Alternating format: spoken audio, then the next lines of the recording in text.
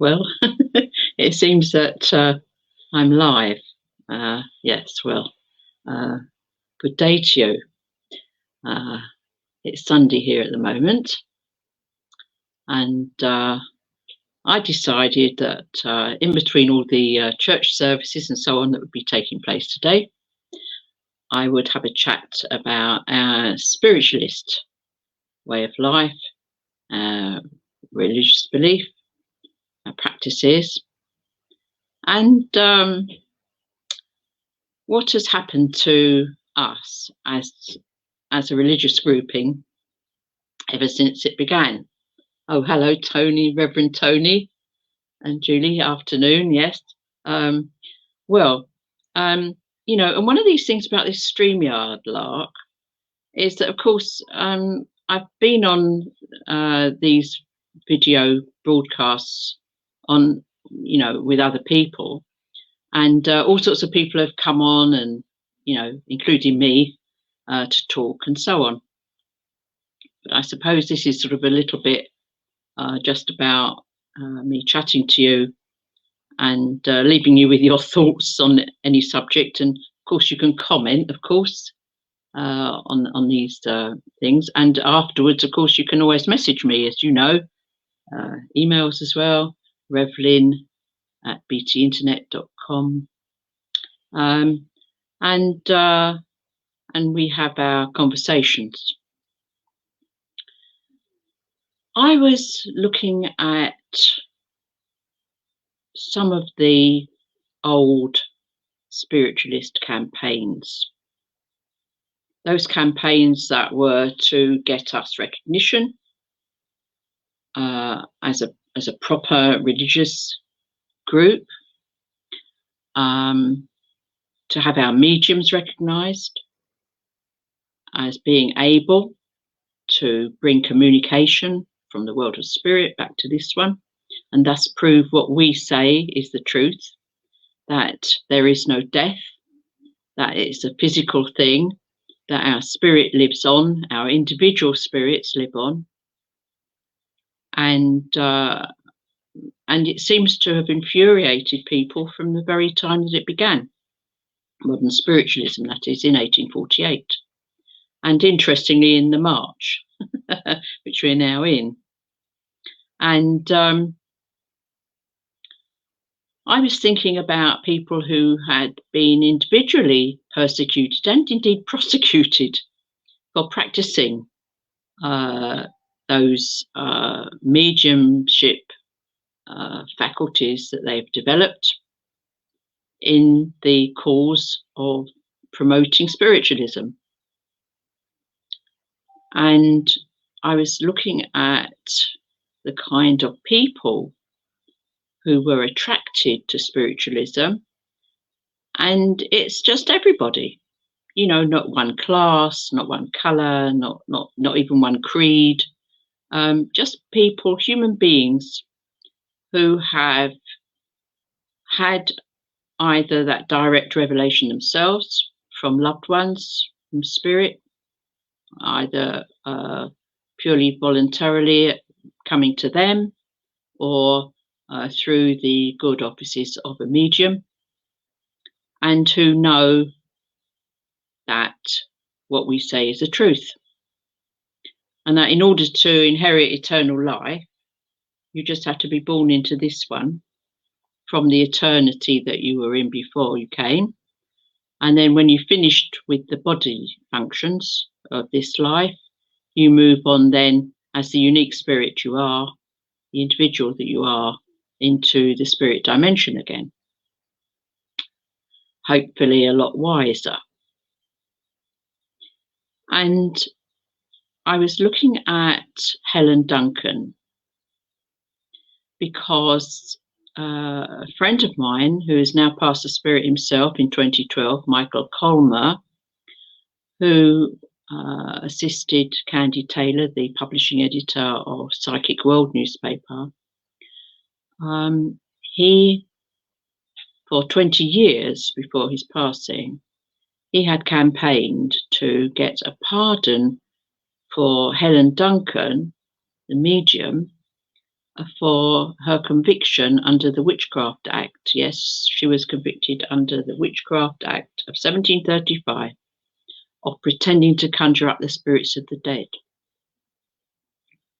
And also, the prosecution made a sort of sideways, a lateral thought, and prosecuted her as well for taking money, which they presumably said was for false pretenses. But the fact is this, that nobody parted with any money that they didn't want to part with. And everybody knows that if you attend a seance where physical mediumship is going to take place, that there may be a result, or because of how physical mediumship is, there may not be. And so therefore, that's the basis on which people go and attend a seance. They expect to have physical mediumship presented to them. And of course, there are all sorts of different manifestations of that.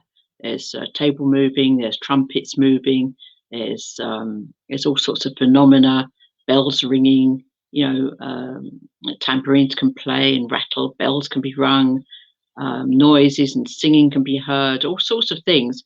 But as well as that, there's such a thing as materialization mediumship. And that is where spirit operators use the medium's ectoplasmic substance to produce images of a person who's passed on to spirit. So they manifest, they materialize. There's materializations, for instance, in the Bible, where people who have gone before have manifested themselves to onlookers and to witnesses. And Helen Duncan was an exponent of this art. And I suppose, like many people, she was just an ordinary woman who worked very hard. She wasn't born into a life of privilege by any means. She was married. She had 6 children. She lost some, unfortunately, and that must have taken a toll on her health as well. And she was a very big lady. And she used to work in a bleach factory and do all sorts of jobs like that, menial jobs, to support herself and her husband, who was quite sick as he got older. And in the evenings, she would get a little money from her mediumship work. Then as the years went on, and obviously she became more practiced and more developed, she got a reputation for being a very good physical medium and materialization medium.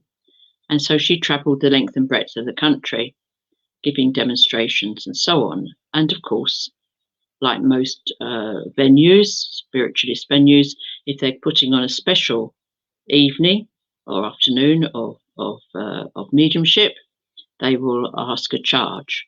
They will ask a fee. Sometimes it's towards the upkeep of the venue. Sometimes it's whatever's left over will go to charity or go into a building fund or something, you see, not to look after the local community. And Helen Duncan was involved with all those things. Oh, Susan. Hello. Hello, everybody. Ah, yes, witchcraft. Good afternoon to everybody. I have to have a look. Yes, so where was I? Yes. So there we are, you see. Helen was known to be a very good exponent. Well, let's face it, if people have a huge itinerary, they can't always come up with the goods. It's like any work, isn't it? You suffer sort of, a bit of fatigue, a bit of tiredness, maybe aren't up to 100% of what you can do. And so it is with mediums. And so it is certainly with mediums who work, sort of like 5 days a week or something at their spirit work. It is very taxing. And as I mentioned, Helen Duncan wasn't terribly healthy in herself, but she loved the work that she was doing. She loved spiritualism. That's what she did. And she ended up at the Old Bailey. She ended up being convicted under the Witchcraft Act of 1735. And why was this? Two naval men paid their few bob to go into a seance that was being held under the auspices of the Portsmouth Temple of a church, and the Masters, that was it, that's it, I must get this right, it was called the Masters Temple and Church of Spiritual Healing. It was actually registered. It was a large room above the chemist shop in Portsmouth, and it was registered as a place of worship with the local council, as you have to do for rateable purposes and so on, because it was over a business premises, and they registered it as a church. Now, these people, it was a special, obviously, so people had come in, paid their few bobs, and it seems that these two naval gentlemen were very unhappy with what they'd been given, their messages. They felt they were wrong because they obviously were. They were given two people, the two men together were apparently given two people that they couldn't take. This seems strange to me because what they did, they went straight away and complained to the police that this medium that they paid to see had given them relatives that weren't dead, that they couldn't recognise. Now, it may be, mayn't it? Because in those days, you know, the police themselves employed agents provocateurs. You know, people that would pretend to be widows, police women, would go in widows' weeds to go and visit mediums and pretend that they were grieving for their husbands and ask the medium to get them some communication from their husbands. And when the medium gave whatever comfort they could to the grieving widow, the police women would then report them, would arrest them for fraudulent mediumship. But of course, it wasn't called that then. It was called being a witch and pretending to conjure up the spirits of the dead. And they would be prosecuted and fined for that. And some people even went to prison for it. Now, the fact is this, that there were no other witnesses to those sittings other than the agents provocateurs themselves. And that in itself is very, very questionable, because there are, you know, okay, there are mediums who might be fooled by people telling them that they want to see, they want to have a message from a particular person, and then they try and get that through and give it to them, and they may say, no, that's not the right person or whatever. And we all know that those on the other side of life will try and get through whatever their relationship is to the person, to the sitter, to the recipient. So it's more than likely that they were just whipping up trouble and verbaling, as it used to be called in the old days. I don't know what it's called now, but when people are fitted up by the police, that's how it's done. The police could say anything they like and swear that it's true in court, and that's it, you're finished. So however good a medium would be, you wouldn't stand a chance. So, and this was wholesale. You know, this was something that happened frequently. You know, I suppose if they didn't have anything better to do, let's nick a few mediums. Let's pretend that they didn't give us what we wanted and took money from us, and so on and so forth. Anyway, we come back to Helen Duncan, and that was really a cause célèbre because she was very, very well known. She'd been working for many, many years around the country, and it was wartime. And you know, mediums were hard pressed to sort of keep up with everybody who needed help and comfort and had been bereaved at that time. And Helen Duncan was no exception. So there she was at the Master's Temple and Church of Spiritual Healing in Portsmouth, and these two chaps reported her. Now, they weren't the only people at the séance, of course. There were lots of people there, and they did not go to the police and say that they hadn't got what they wanted from that, and they had not said that they wanted their money back. Well, Helen was in court, and it must have been absolutely amazing, because there were so many luminaries, I call them, from the spiritualist movement there. And the fact is that even Winston Churchill himself was involved on the periphery. Now, Winston Churchill, some people may not know this, was like the old Archbishop of Canterbury, Rowan Williams, was inducted into the Druids. And we have reason to believe that he was spiritualistically inclined, shall we say.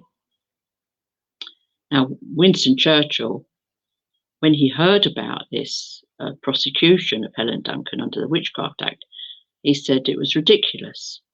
He said, you know, why waste public money on this tomfoolery? Well, the fact is that people, the establishment, have been no friends to spiritualism since it began.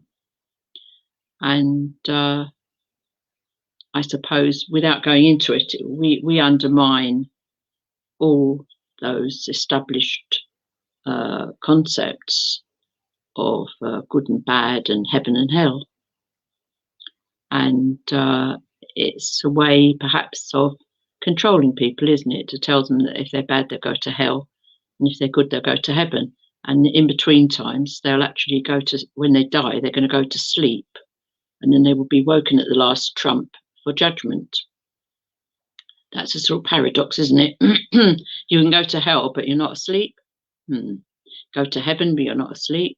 But then you are asleep, and then you get woken up at the last trump to be judged, whether you go to heaven or hell. That does not compute, does it?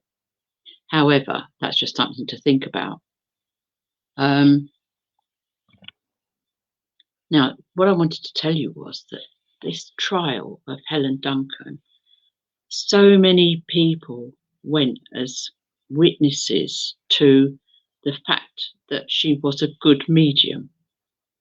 People like, now I must show you this, because this book is actually, it's the magazine of the Noah's Ark Society, okay, and they support physical mediumship. There you are. Now, this was given to me by George Chapman, who himself was a great healer, and you could say that he was a physical medium too, because he performed spiritual healing, psychic surgery, and his son Michael Chapman, of course, carries on where he left off. And this he gave to me with a note in the year 2000, because he said he'd noticed that a lot of my readers in Psychic News, as it was then, wanted to see a photo of Hanshofer. And now he was called the Pope of Fleet Street. He was a wonderful journalist. He was a spiritualist. And he, along with Maurice Barbanel, who, in case you don't know, was the founding editor of Psychic News and was a friend of Hanshofer's. And it was Hanshofer's home circle at which Maurice Barbanel's guide, Silver Birch, used to speak. And there you have it. And Maurice Barbanel and Hanshofer both spoke in defense of Helen Duncan. And many people were called as witnesses to the fact that she was a good medium, that she gave genuine evidence of the afterlife to people, that she did bring people through who were passed over into spirit. And we with acceptance from the recipients. And in fact, at one point, can you imagine it? You know, Helen Duncan herself said, "Look, I will demonstrate to you. I will give you a demonstration of mediumship. It's in the Old Bailey." And they refused. They wouldn't let her do that. And they decided, when the jury found her guilty on the first count, they then decided that they would not ask about the other counts on which she was being tried, that they would say that that first count of guilty counted for all of them. And so therefore she was guilty on all counts. And she was sentenced to 9 months in Holloway prison. An absolute disgrace. And the fact is this, that event, that dreadful event, led to the campaign to have the Fraudulent Regions Act in place. And that was taken forward as a private member's bill into Parliament. And it got passed eventually and went into law. And it replaced the Witchcraft Act of 1735. It was replaced by the Fraudulent Regions Act of 1951.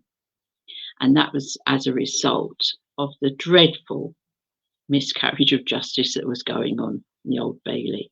I mean, there have been miscarriages of justice in the Old Bailey, we all know about.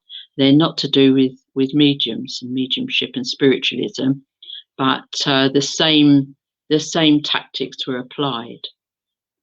And spiritualism, somebody thinks, was that because the Fraudulent Mediums Act was enacted in 1951, that it actually meant that spiritualism was recognised as a religion by an Act of Parliament.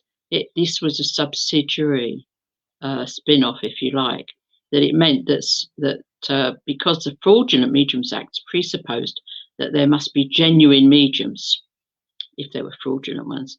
So the fact that there could be genuine mediums meant that the genuine mediums could practice their work, could practice their gift, their faculty for being the conduit between heaven and earth, with complete immunity from prosecution, with impunity. Yeah, and the words of the Fraudulent Mediums Act, I think, are now sometimes they come back to haunt us, because it says that you should not use any fraudulent device. And there's an organisation, a spiritualist organisation, that thought that meant that you couldn't use anything, you know, cards or crystals or, you know, anything, psychometry. You shouldn't do it, say, for instance, on a church platform, because it wasn't part of spiritualism, because you were using a device.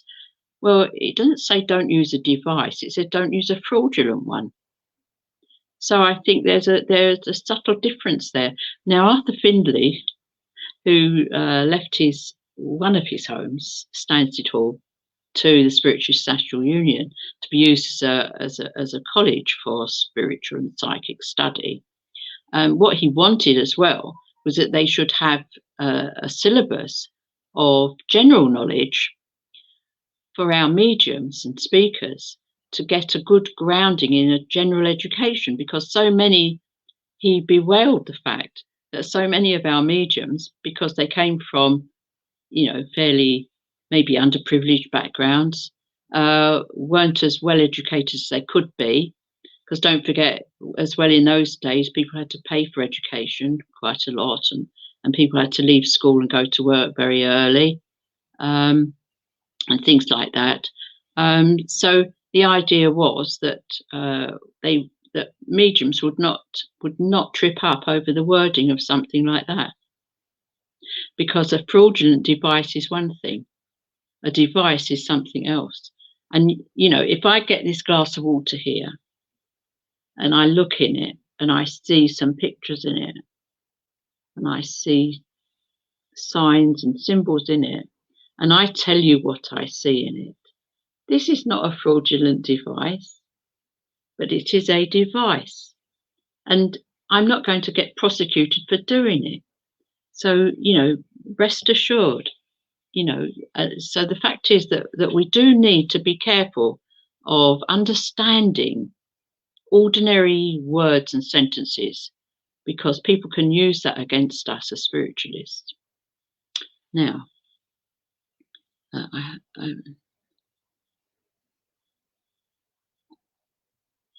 it's really nice to see everybody. And I was saying about Helen Swaffer, of course, he spoke up for Helen, as did so many other people. And what they did also mention was the fact that we also had Air Chief Marshal Lord Dowding was a spiritualist, and his name came up. And don't forget, this was in the wartime, and people like that were looked up to and respected, and their opinions should have been respected. I mean, Lord Dowding was head of bomber guard. He wasn't given to flights of fancy. His flights took place in aircraft, not in imaginings.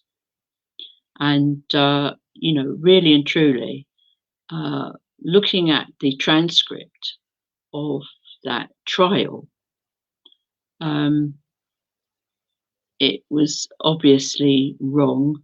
And I do think that Michael Colmer, who campaigned all those years to try and get a pardon for Helen Duncan, should have been successful. And I think that I would like to take that campaign on again. And the next article that I write in Psychic World, which was the newspaper that he was, I mean, he was with the Financial Times and you know, Fleet Street newspapers for 30 years. He was a journalist, like I was, as well as helping on Psychic World as editor of that as well. And I think I'm going to write about what we can do to actually get that pardon, get that conviction overturned. The last time before Michael passed, we were told that it would not be in the public interest to give a pardon to Helen Duncan, and that in itself is very interesting. So I will be taking it forward. You know, the campaign should be as well to get another act into Parliament, another law laid down. Now we're out of the European Union, where once again, mediums are protected, because I think we need to, in a way, normalise mediumship now, because there are so many instances of things being not quite right, and I think we need to be able to regulate our mediums. And there is a kind of self-regulation, isn't there? But there's so much going on out there now, particularly at this time in the world's history, when everybody's communicating like this over the internet, that I think that we need to ensure that good mediumship, genuine mediumship, is acknowledged by the state, by law, and not just left out there floating about in the ether, because people are misunderstanding. There isn't anything solid to sort of refer to. As there was with the Fraudulent Regions Act, it was very clear, this is what you can do and this is what you can't do. And I think we need to have that again, very much so. And I think that would be nice to have some kind of campaign around that as well, in tandem with to get the convictions overturned for all of those mediums who are convicted. You know, because the attitudes coming across at those trials are of disbelief, of derision and ridicule, and being dismissive, and not appreciating that mediums who are spiritualists are actually practicing their religion. So, you know, what their religion is based upon. Of course, to be a spiritualist, you don't have to be a medium or a healer. You can just be a spiritualist, because we can just know that there is life after this life. We know that there is a communion of spirits. We know that there's a ministry of angels. We know all these things. We know that there's a continuous existence for the human soul. We know also that there's continuous existence for animals too. We know all these things, and this is our religious belief, our religious understanding, and I think that it should be once again enshrined within the law of this land. So that's what I'll be writing about in the next article in Psychic World newspaper. As you know, I'm on page 3 of that every month. Oh wow! Yes. Wouldn't it be really nice if we could do something like that, and there would be this sort of you know, if you throw a pebble into the water, it radiates out, doesn't it? And I think if we start to do that, then there will be a nice knock-on effect, I think, for everybody.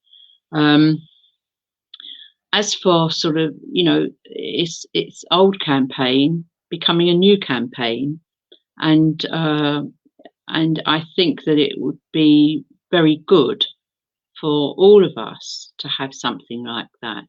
And the fact is that our religion as spiritualists is recognised because all religious groups in this country are allowed to flourish. We have freedom to worship as we will. We are free to convene our own religious denominations and so on. The state religion of this country is the Church of England, and the Church of England basically oversees everybody, whether we like it or not. And you know, when the Church of England broke away from the Church of Rome, there were all sorts of ramifications for that, you know, weren't there? And people tore each other apart.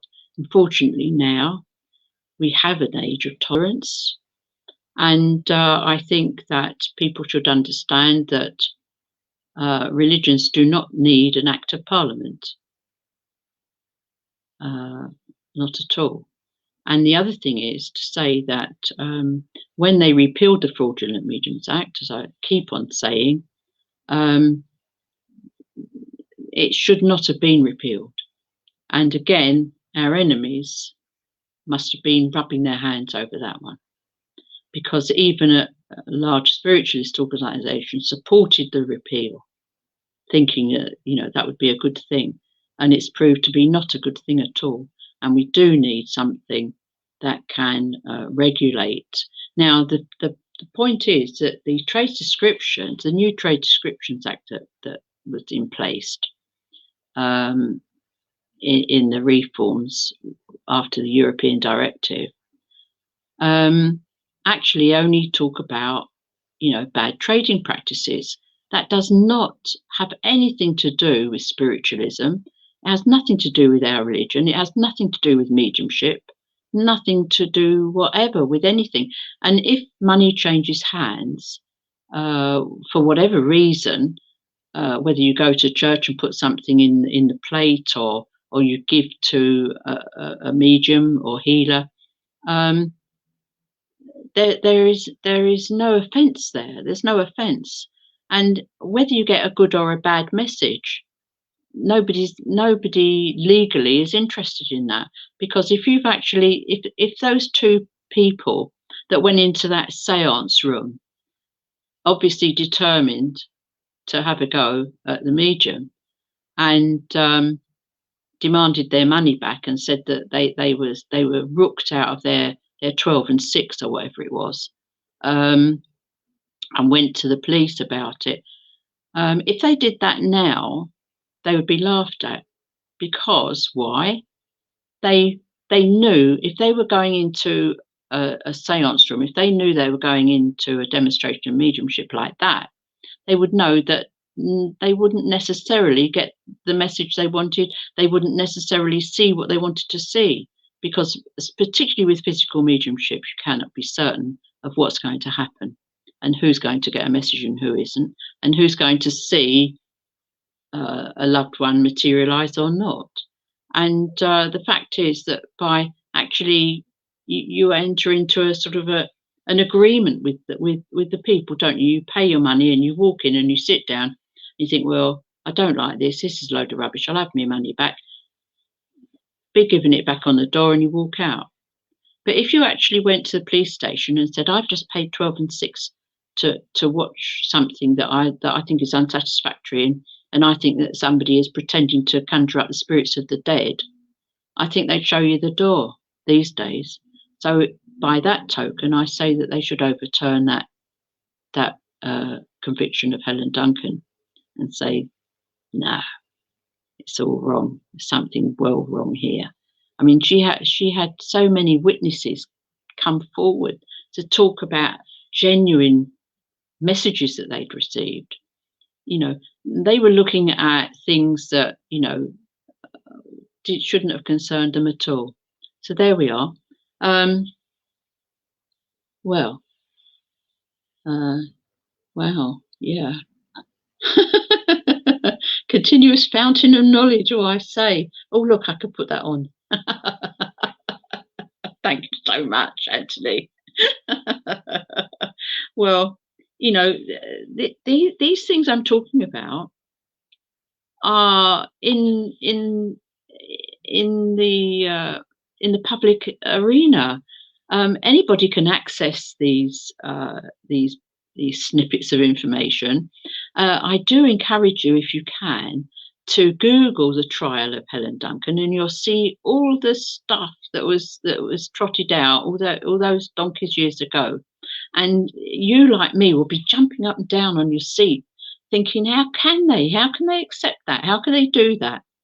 And I think that having come forward now well into the 21st century, we need to get rid of that. We need to pardon that woman and all the others that were done as well, because, you know, it was just disgraceful.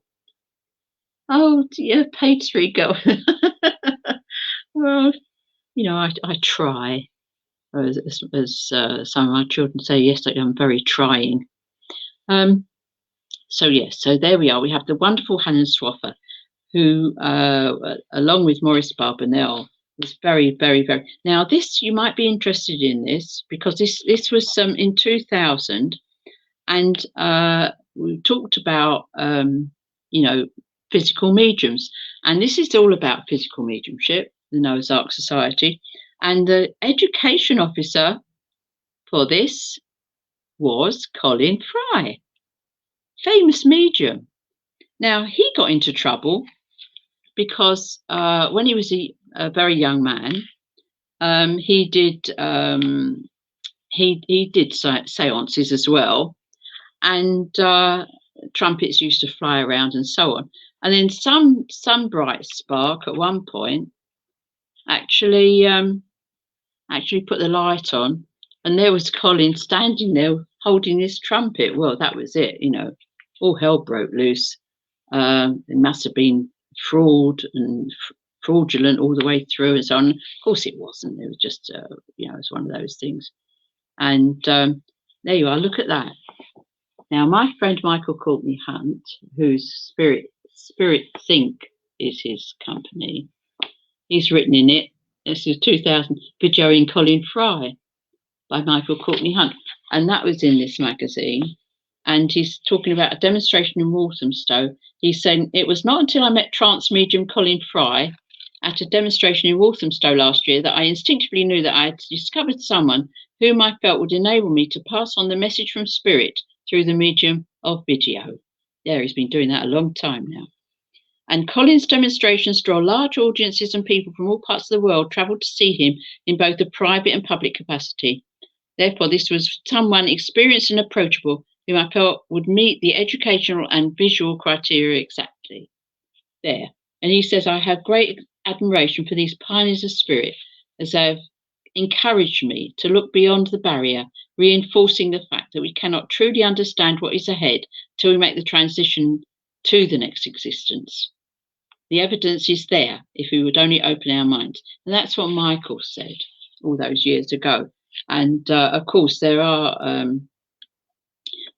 many videos now of Colin, and he's got and he made Magnus Guides, Volume 1, and A Voice from the Light. These are all still available and very good too. And the thing is that Helen Duncan still works with some physical mediums down here. I happen to know. And it's such a wonderful way of life, isn't it? We know all this. We know all this because we get such wonderful communications, don't we? And Alexander Stewart, yes, he's well known for and what Helen Swaffer told the Magic Circle. Well, the Magic Circle, of course, full of debunkers. I myself, as you know, gave the official Houdini seance at the Magic Circle in London, in their theatre, and that was a turn up for the books, I can tell you. But and that's on another video, so I'm sure that if you have a look at it. But yes, so you see, we're all doing our bit, aren't we? All of us, And you younger people now, you're the pioneers of the future. And well, yeah. And I helped out at a hospice one of my gentlemen patient young man at the time of Helen incarcerated to witness her battery affecting for the rest of his life. Yeah. It was really bad. I mean, what happened as well was that they grabbed her. It wasn't just an arrest, they grabbed her, and there was that ectoplasm, which is that substance that we talked about, the spirit operators, use. Malleable substance, comes from any orifice.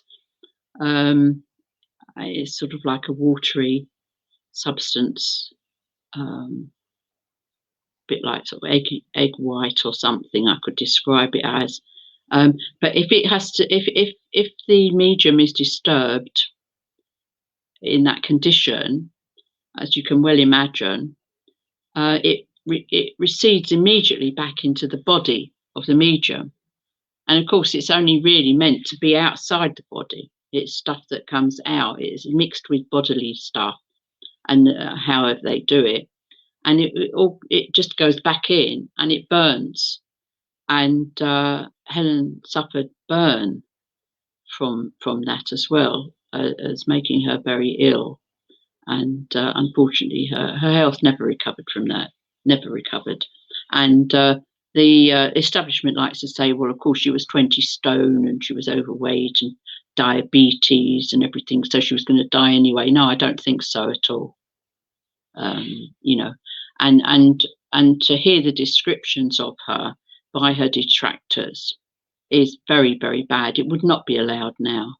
She was described as fat and, in sort of derogatory terms, and it was really dreadful. So yeah, I can quite imagine why somebody who actually lived through that would feel like that. So I hope that you've found it quite interesting today, and feel that, yes, this is a way of life, spiritualism, that is worth campaigning for. And our mediums are very precious, because without them, there'd be no spiritualism. We'd be in just the same situation as all those other religions that say there is an afterlife, but we can't tell you how or what. You just have to believe. And you have to perform certain ceremonies in order to achieve it. We'd be back with them. So we don't want to do that. We want to be how we are. We want to keep those wonderful people who give us proof time after time that our loved ones are there, looking after us still, looking out for us, that they're able to make their presence felt in our lives down here. They can help us. They can help us giving healing to us. They can channel that healing through. It's just so wonderful, isn't it, to know that this is a fact. And we can't allow it to be made a mockery of. And we need to have it enshrined in law once again. And I think that when I write this next article, I'll have it all sorted out. and instead of having to think just how it comes. So I'll say God bless you. And I've got a friend here called James McQuitty. Look, here's a little book of his. The Divine Help, Spiritual Healing. And he gave this to me. Again, I'm so fortunate. I have so many friends who write good things and then they give me books. Colin Fry, by the way, gave me his books. With Love to Lyn. So, I was pleased with that. And in here it says, all about spiritual healing, absent healing and stuff like that. Oh, and don't forget there's my book as well. I ought to, they're telling me to remind them of the book, The Spiritualist's Handbook. You could read that, whatever religion you're on, because it doesn't push anything down your throat. And it tells you lots of stuff about our old spiritualist pioneers, mediums, and also some current things and workshops, our ministry, our services, all sorts of things about our philosophy. And here we are. It says some patients only try spiritual healing after all orthodox forms of medicine and therapy have failed them. But patients should not necessarily expect healing to succeed immediately where all else has failed. For like orthodox treatment, favourable results can take time. There. And although there have been cases where miraculous cures have been obtained through spiritual healing, with such as inoperable cancer tumours and patients given up by orthodox medical practitioners, shrinking and completely vanishing, but no healer can give a guarantee. And to a degree, all sessions should be deemed experimental in so much as on each occasion the results can differ. Well, this is exactly what I was talking about, this physical manifestation of our way of life, of mediumship, that results can differ for all sorts of different reasons. And what we have to say in the end is to the Great Spirit, thy will, not my will, O God. So I hope that you've enjoyed your little chat with me. And new comments. Oh, Tim Abbott. Oh, there. Tim. Definitely the ecto, to exit, or outside plasm to mould or to view. Yes, well done, Tim. The English language owes such a lot to Greek and Latin, doesn't it?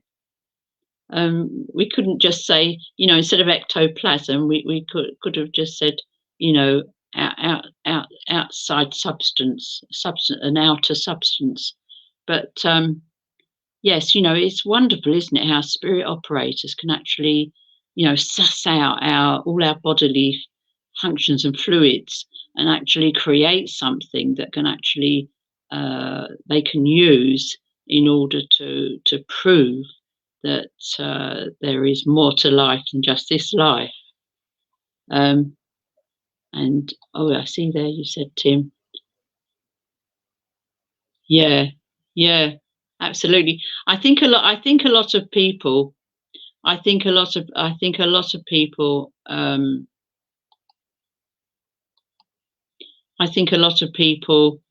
uh, uh, would agree that, you know, all these great inventors and people like Houdini, for instance, who could sort of get out of, you know, things in a particular way, were actually inspired by them upstairs. And certainly, for instance, Mozart, the great composer, said that he heard all the music and he just wrote it down, and sometimes he couldn't keep up with it. I mean, how fantastic and magnificent is that? And I mean, all these wonderful poets. I mean, Shakespeare must have been a really good medium. Must have been, because nobody can write like that just in the cold light of day. You'd have to have that kind of inspiration. So I'm just looking to see if there's anybody who wants to be sort of enshrined forever, having made comments. And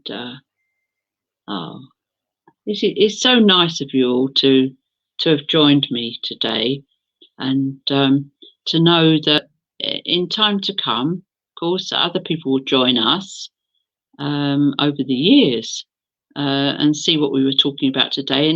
And I wonder if, because we're talking about campaigning and because we're talking about getting a pardon for Helen Duncan and all the other mediums, and getting another act into the law books here in Great Britain, whether they will be looking at that as, hopefully, as a sort of an exercise in what we did to actually make that come about, and they will be on the other side of it, looking at whatever act we have that we get in place, and to say, oh look, fancy that, you know, they had to do all this.